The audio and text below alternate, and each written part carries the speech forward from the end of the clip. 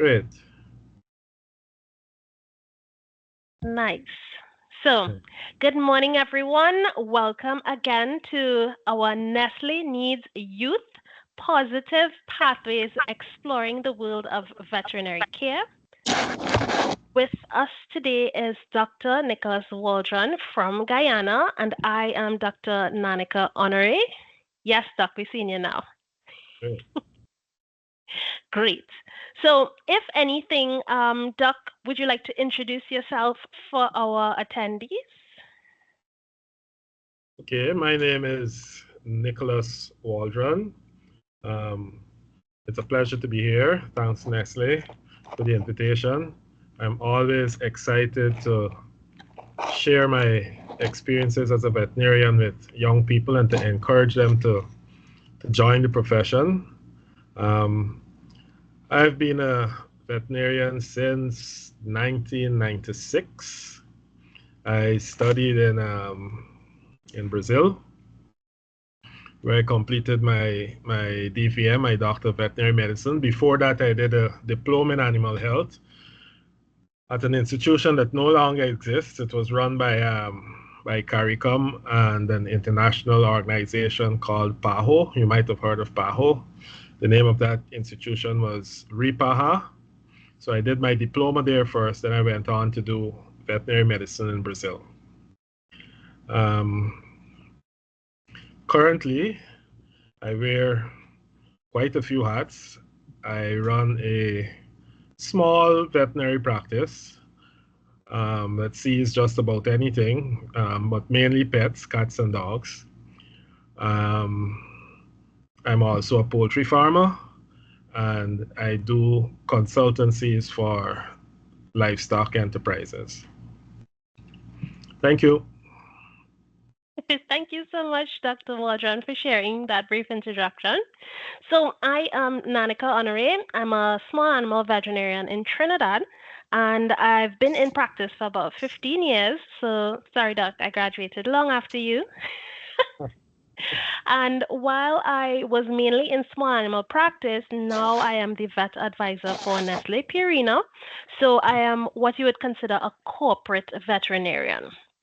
So, we're here to share with you different key concepts within the practice of veterinary medicine. And for those of you that are considering this course of career, we would just like to provide some guidelines on moving forward. And even if you are not directly considering veterinary medicine, don't worry about it. We have things covered here for you as well. So I will start off, and while Dr. Waldron, you can jump in as well, of course. So, in terms of veterinary medicine, what is the concept of veterinary medicine? So, vet medicine is generally the prevention, diagnosis, and treatment of animal diseases and injuries. And this is not only exclusive to pets. Now, pets is a very wide range, a very broad term, sorry, because someone can have a cow as a pet, or someone can have a tiger or a lion as a pet. But this will cover every animal under the sun. So we're talking about birds, snakes, poultry, which would be our food producing animals, of course, which Dr. Waldron is currently a poultry farmer, horses, elephants, everything that you can think of, right? And of course, veterinary care of itself is important to promote the health and well being of all animals. Doc, do you want to lead them on why vet medicine is important for just general health and well-being? Oh, sure. You're still hearing me, right? Yes, yes, hearing you Great. well. Yeah. So, why is veterinary medicine important? From the beginning of time, human beings and animals have shared a very close bond. Um, they depend on each other. Animals provide us with food, companionship, protection in some cases. Some human beings with disabilities, physical challenges depend on animals for their welfare and their well-being. Uh, Apart from that, we mentioned they provide food for us. There's some diseases that could be transmitted from animals to humans.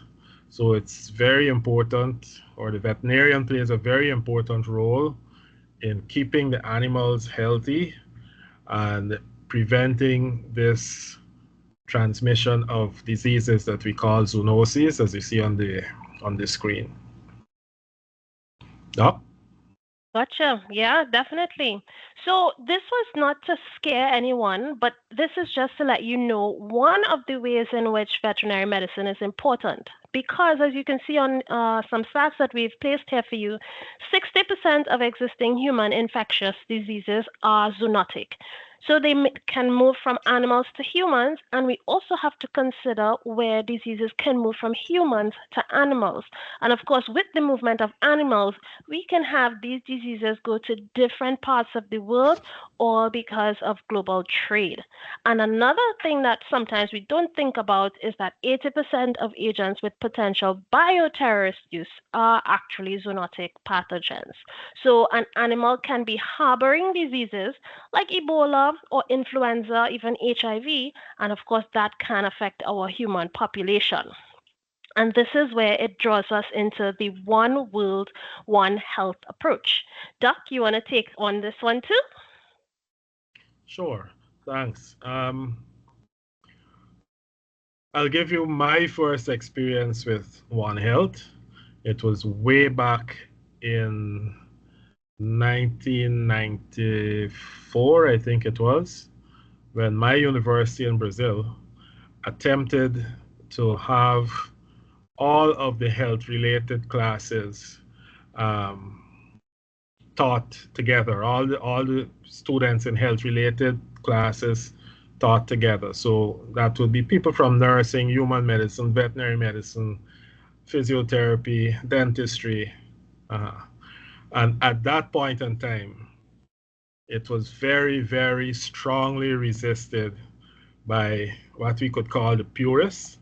Um, People doing human medicine didn't want to have classes with people doing nursing or dentistry or veterinary medicine. The veterinary medicine faculty didn't want to mix with the human, and it was very strongly resisted at that time.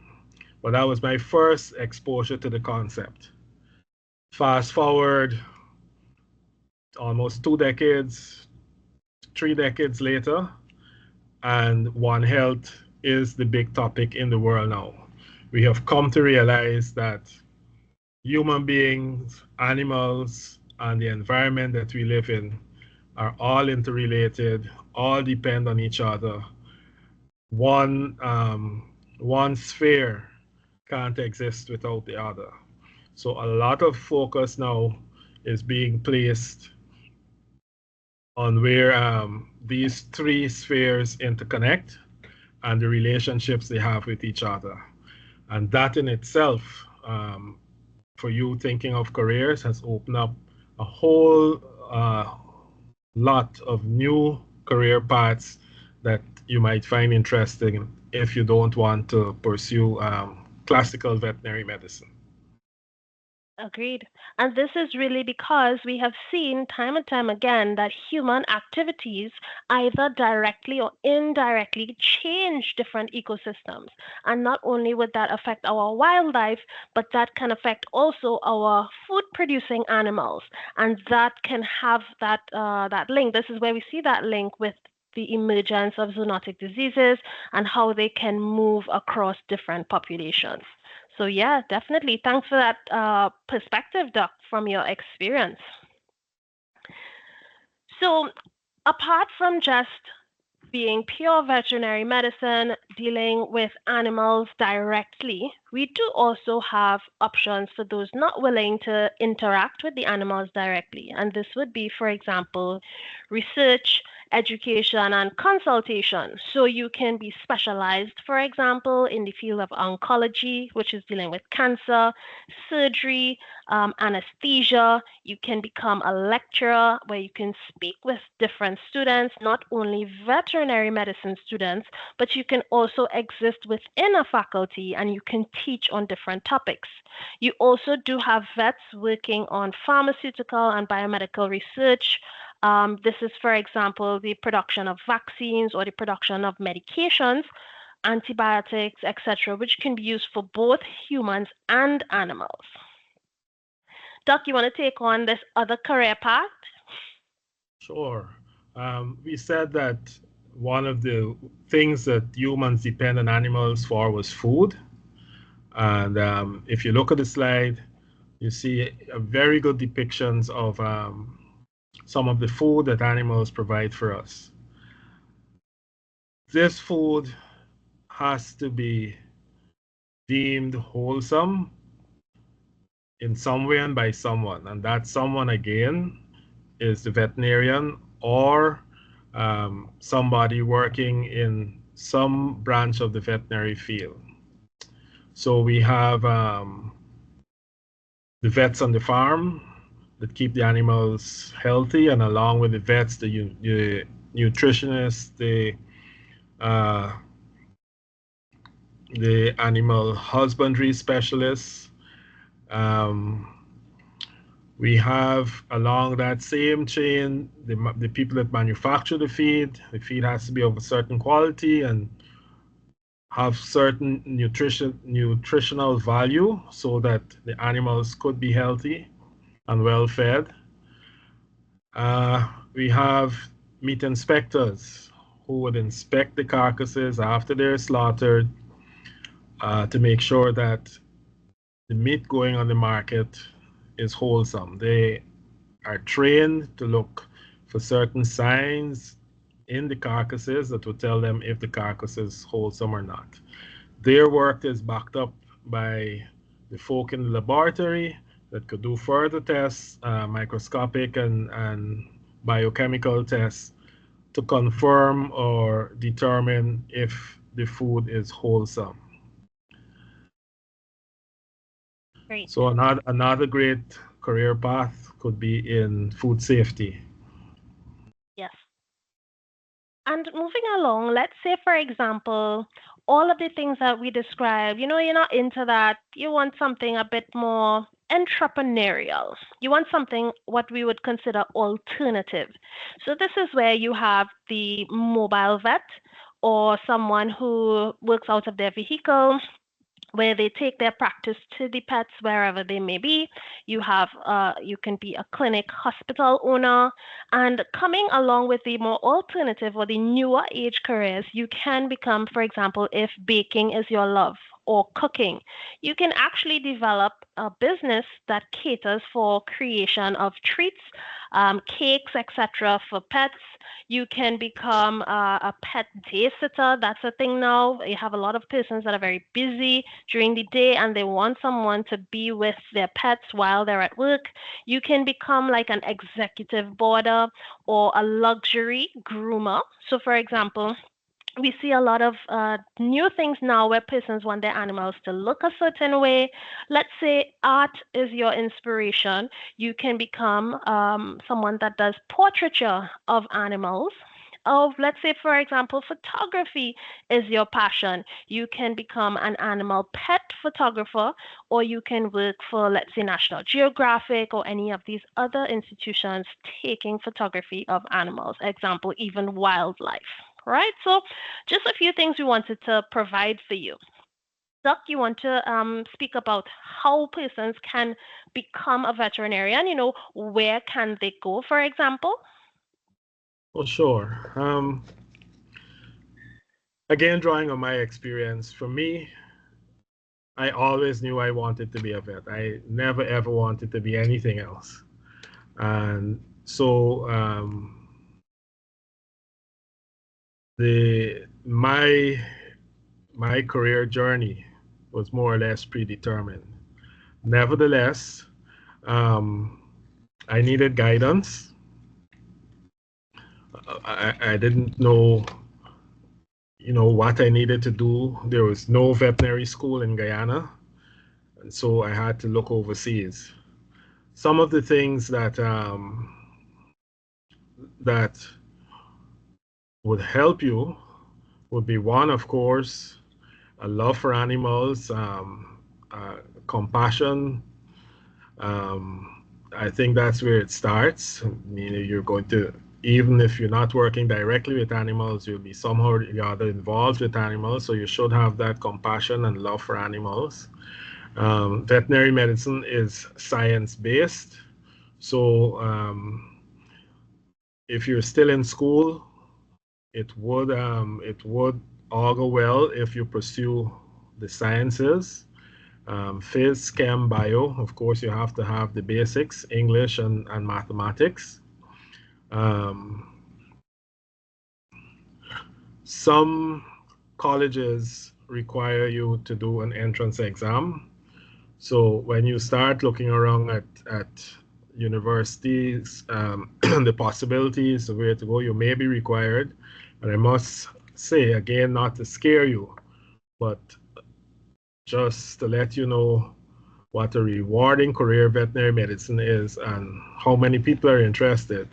Veterinary medicine is one of the um, most competitive courses at any university to get into, even more so than human medicine. Um, Having passed that exam and you've gotten into the Faculty of Veterinary Medicine, it would take you between 3 to 5 years to get what we call a bachelor's of veterinary medicine, um, which allows you to work in the field of veterinary medicine, but not to practice or not to do medical work. All right, so all of those auxiliary and alternative fields, you could work in them as a qualified vet, but you cannot practice clinically. Clinical practice, that's the way. To do clinical practice, most universities require you to do an extra year or two, right? Similar to the rotations that medical doctors would do. And once you complete those clinical years, you graduate with your DVM, your Doctor of Veterinary Medicine, which allows you to do clinical practice. Yep. And just as a note, the schools that we placed before are just an idea of the schools that are available in the Caribbean. But of course, globally, you have a lot more options. So, for example, Doc went to Brazil to study. So, Latin America is an option. If you would like to go towards Europe, you have options there as well. Germany, North America has a lot of options. But wherever you choose to go, be sure that you do your research as well.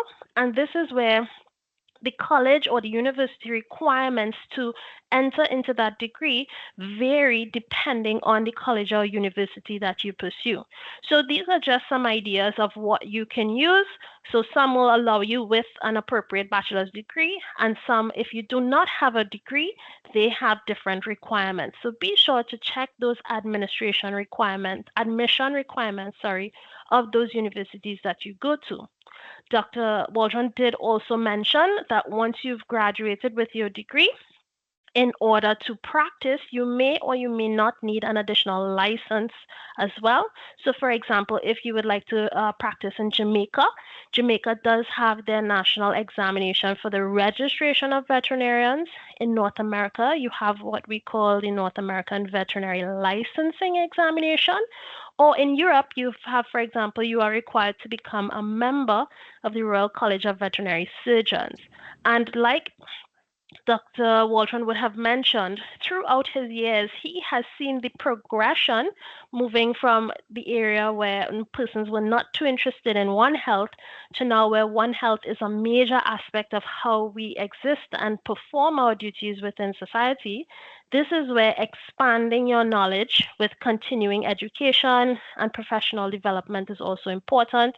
So this involves attending conferences or veterinary congresses, which can be done online or in person. Globally, you have different workshops and webinars that you can also attend.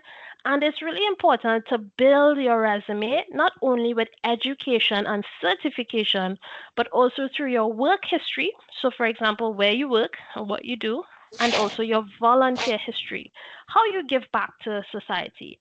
And of course, you can work on developing special skills. So, this is where you can become specialized. If you prefer to do surgery, you can become a surgeon, a specialized surgeon, or any other different path that you would like to pursue. And of course, additional resources. You can look out for different veterinary colleges of the world, the American Veterinary Medical Association, the AVMA. They have a complete list of all the registered universities of the world, so you should check them out. You can also ask your veterinarian. So, this is where, for example, you are in Guyana. You can speak with Dr. Waldron, or you can speak with your private veterinarian if you have a pet.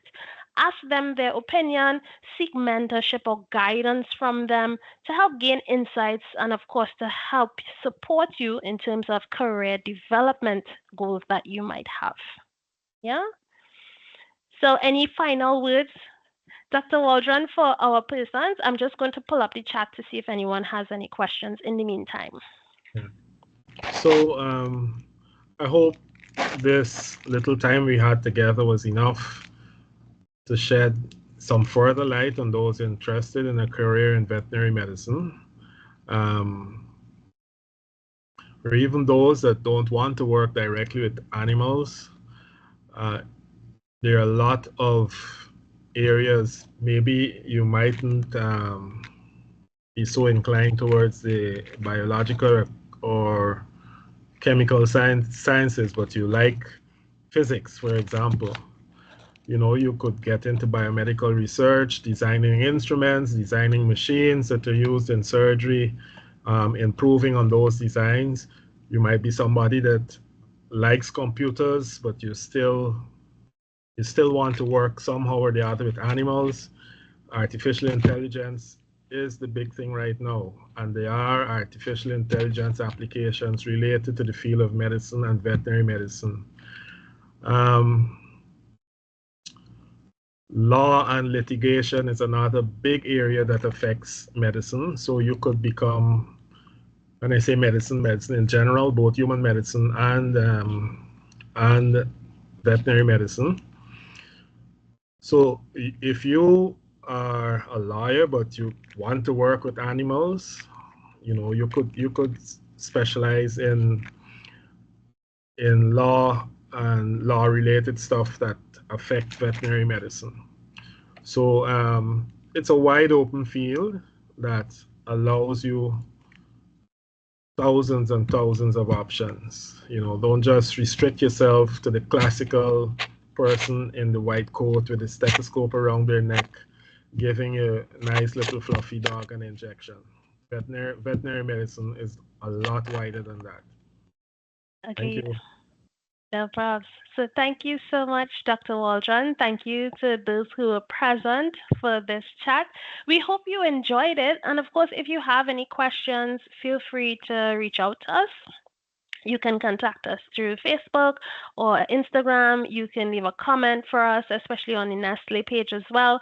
This event is recorded, so you can definitely check out our Nestle Instagram profile as well to have access to this information. And feel free to share it with your friends and your colleagues. Perhaps you might have a family member that is interested in this field of study. So thank you so much. Thank you, Dr. Waldron, for your Well, insight. my pleasure. Okay, well, take care then. Thank you all and do have a great day. Bye. Bye.